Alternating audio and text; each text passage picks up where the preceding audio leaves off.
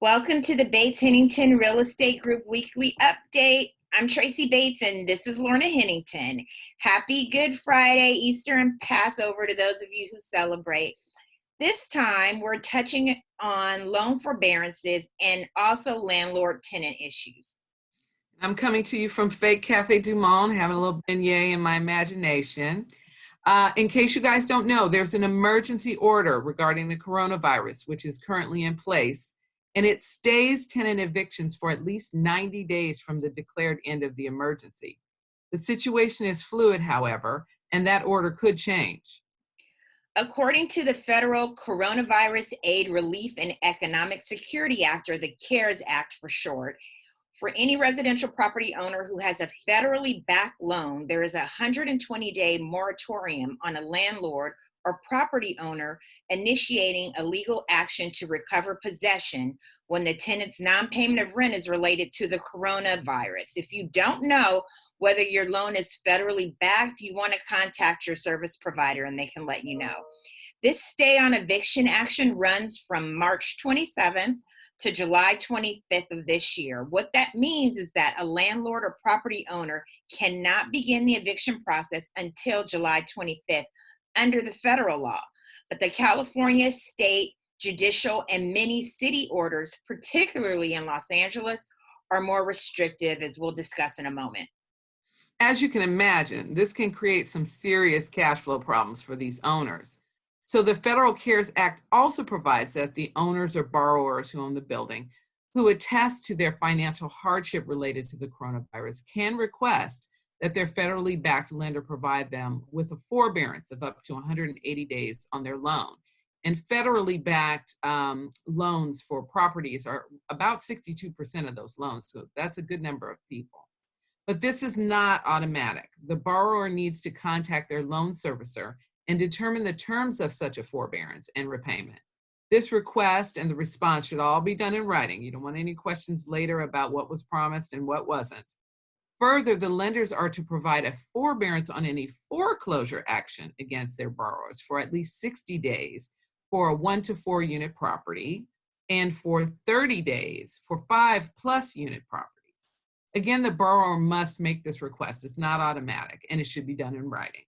What this means is that you should definitely, if you're an owner, contact your lender if your tenants aren't paying and see if you can get such a forbearance and what the terms of that forbearance would be, and definitely discuss anything you need to do to avoid foreclosure.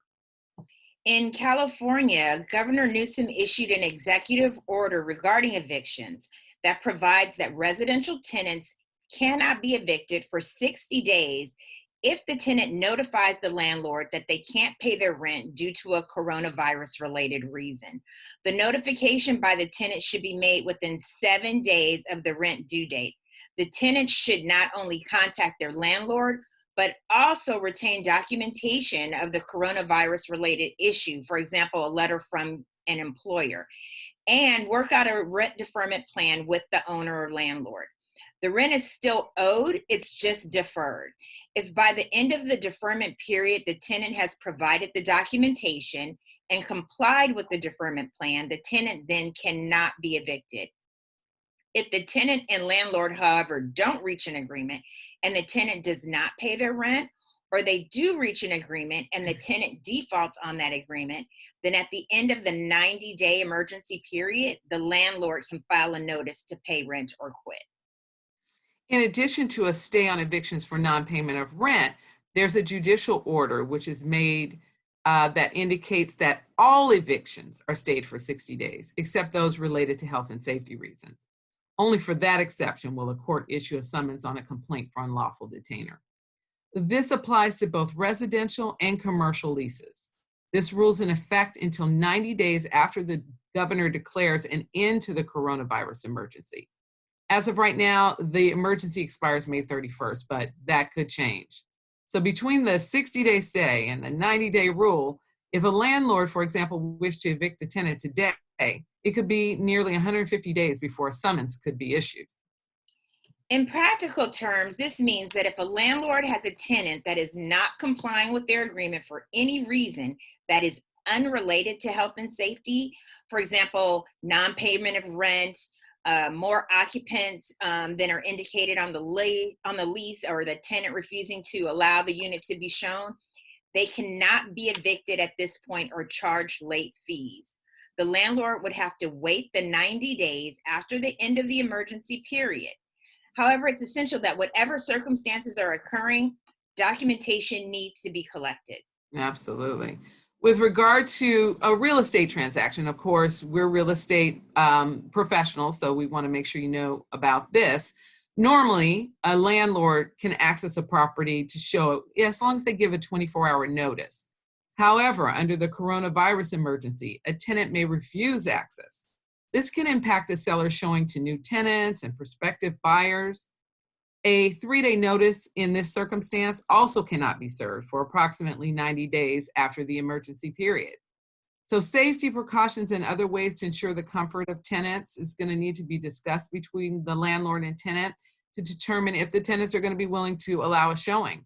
But if they refuse, there's nothing that can be done at this point. If they agree, we can provide some documents for you to use to reduce potential liability for all parties, although those documents should be reviewed by the attorneys for each party. And there are multiple documents related to non-payment of rent due to coronavirus that we could provide to you. One of them is a notice of tenant ability to pay rent during the coronavirus pandemic, which is more of an advisory to the tenants to let them know what's going on in their rights during this period.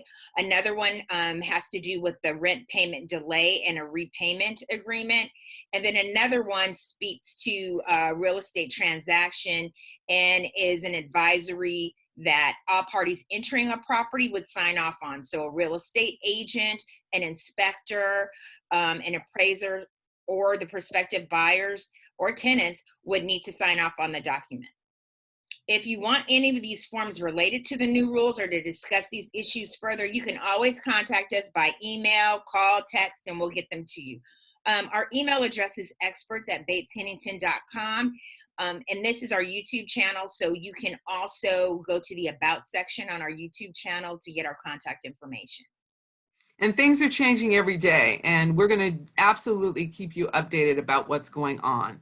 Just remember, for purposes of this discussion, it is key to be in dialogue with your loan servicer if you're a building owner, and if you're a tenant or a landlord, to be in dialogue with each other about what the next steps are going to be, depending on how your situation is. Thanks for joining us, and we'll be back again soon. See you soon. Bye-bye.